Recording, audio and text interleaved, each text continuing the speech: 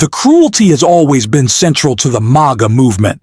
It's part of the performance. Why do you think Kristi Noem constantly stages those exaggerated political stunts? It's all about theater. When Trump's allies go after major cities, it's never really about crime, because if it were, they'd be addressing the same issues happening in red states too. Sending federal agents into blue cities isn't about safety. It's about spectacle and control. Leaders like Noem and Trump show no empathy for the communities suffering from their policies. Instead, they project arrogance and indifference. And no one embodies that smugness quite like Jesse Waters, who just got completely called out. We'll unpack exactly how he exposed his own hypocrisy and how J.B. Pritzker dismantled the false story he's been spreading. But first, if you're enjoying this kind of independent coverage, don't forget to like the video, subscribe, and support the channel. It really makes a difference. As someone who has myself peacefully protested since I was a kid, I understand the sentiments on the ground from some of the advocates, but I want to say this: peaceful protesters are welcome. Federal agents who abuse their position to terrorize Illinoisans and incite violence are not welcome. They aren't receiving any orders from Trump to cease and desist their aggressive behavior. Remember, they answer only to Trump, not to the people of Illinois. In case there's any doubt about that, Noem, Bovino, and their agents have been escalating the situation outside the ICE facility and inhibiting the Broadview police from doing their jobs.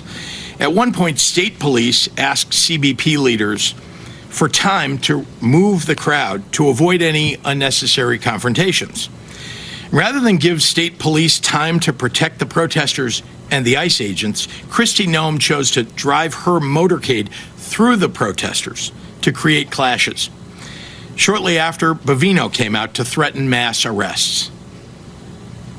These stories are only scratching the surface.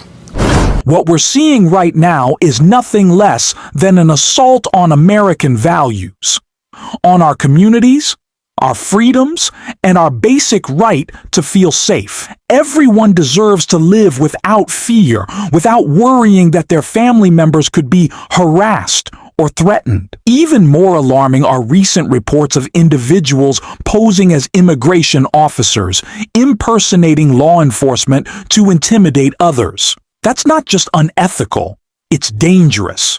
It spreads confusion, fuels distrust, and makes our neighborhoods less secure. Yet, instead of tackling the problem or standing up for those affected, figures like Donald Trump, Kristi Noem, and Jesse Waters keep treating it like a punchline, turning fear into a political tool. And right after one of those moments of mockery, Jesse Waters completely lost his composure on air. We'll break that down. But first, here's the clip where he tried to make a joke out of it. Conflicted though, because, Jessica, when people say, oh, there's this guy and these ICE people are so crazy, I get mad because it's a lie.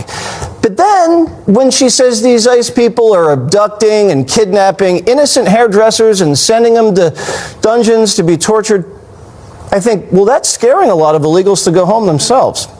So the next time Jessica brings up all these scare stories about all of these illegals getting rounded up indiscriminately, innocent people being sent overseas, I'm just going to say I agree.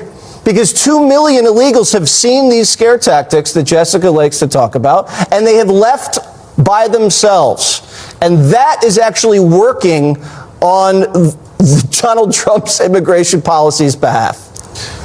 What an unbelievable display of arrogance. People are literally fleeing the country out of fear. Fear of being taken from their homes, torn from their families, and sent to places they barely know. They're scared of losing everything they've worked for, of being unfairly detained, of being dehumanized, and yet Jesse Waters finds that amusing. He mocks that fear for entertainment. What he fails to grasp is that this kind of rhetoric fuels the very political violence he and others pretend to denounce. When Waters and his peers spread this kind of messaging, painting entire communities as threats. They're not informing anyone. They're inciting fear. That's not leadership. It's cruelty wrapped in commentary. And now that cruelty has caught up with him. His remarks sparked so much backlash that he was forced to issue a public statement just to contain the outrage he caused. Last Tuesday, I spoke about the criminal history of Alexander Dickey, who had been charged with the murder of Logan Federico in South Carolina. I made an error when I stated that former Judge Bentley Price had treated Dickey as a first-time burglary offender and gave him no prison time. Judge Price was not the judge who presided over Dickey's 2023 sentencing. Dickey pleaded guilty in that case to third-degree burglary, a first-time offense, and served just 411 days in prison. A local news outlet, WIS-10, reported that the rap sheet prosecutors used to make the charging decisions in that case did not have Dickey's complete criminal history. We also reached out to 11th Circuit Solicitor Rick Hubbard, but did not receive a response, and I regret the error. Not so funny now, is it, Jesse? You know who hasn't had to issue any retractions lately? Rachel Maddow, Chris Hayes, or me. And the reason is simple. We don't spend our time twisting facts to push billionaire-funded propaganda meant to divide people and distract from what really matters: fairness, truth, and solidarity. That's Jesse Waters' whole act, and it's long past time we call it what it is, so grab your popcorn. Because we're going to break down exactly why his performance deserves serious scrutiny. He's built a career on mocking others while ignoring the very real harm caused by political violence and abuse of power.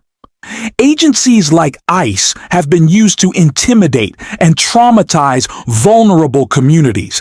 That's political violence.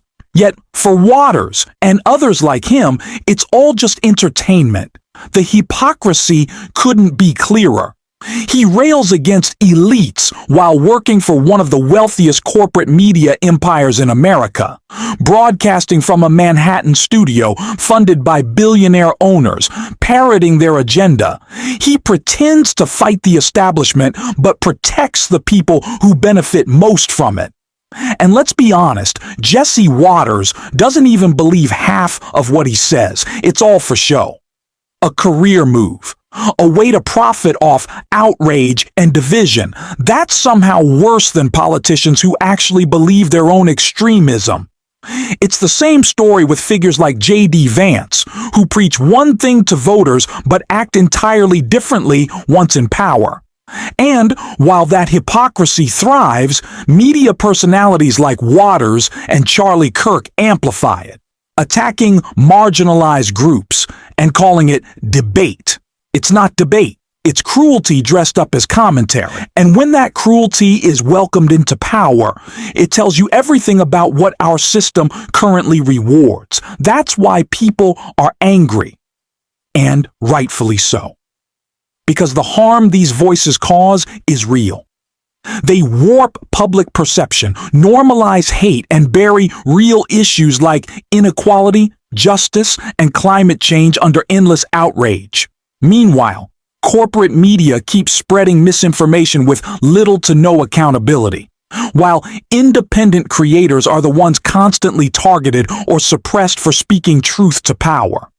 So the next time someone says the media is too liberal, remember this.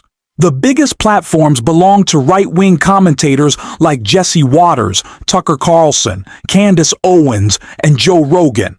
Progressive voices have to fight just to be heard. That's why independent journalism matters. That's why this channel exists. So to expose corruption, challenge lies, and defend truth. If you've made it this far, thank you. Drop a blue heart in the comments, and until next time, I will see you soon.